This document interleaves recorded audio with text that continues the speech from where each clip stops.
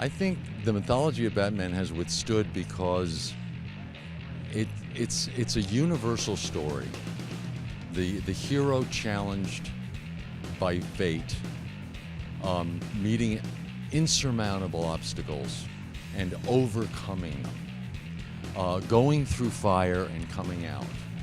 It's like Joseph Campbell wrote in The Hero with a Thousand Faces. You know, it's been written about 1 million times throughout history. He's the archetypical hero. He's just our version of it in our contemporary society. You know, the Greeks had Achilles and Orestes and Agamemnon and Electra. We have Superman, Batman, Wonder Woman. They're just our modern mythology. It's how we teach good and evil to kids. The same stories that the Greeks used to teach to their kids.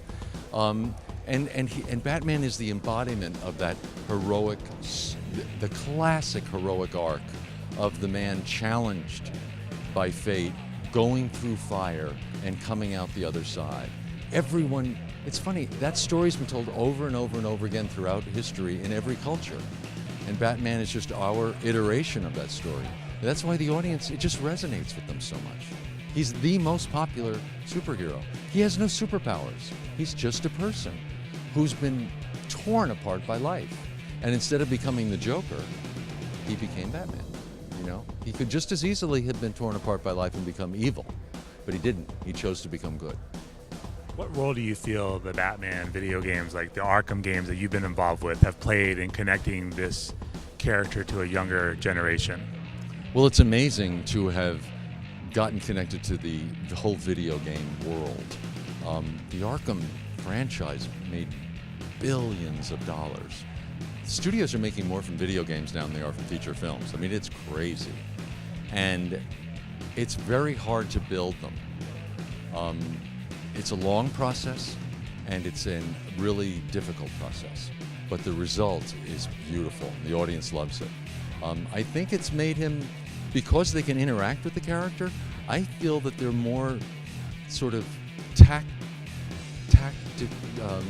they have more of a tactile sense of him, because they can dictate how the game is played. You know, they fly with him through Gotham. There's so much more three-dimensional about it that they experience with the character.